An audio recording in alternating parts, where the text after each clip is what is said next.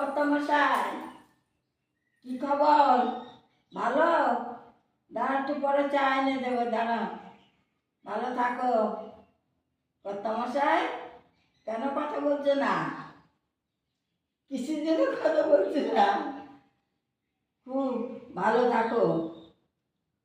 কথা বলবে না তো? তুমি চুপ করে থাকো আর আমি কথা বলছি।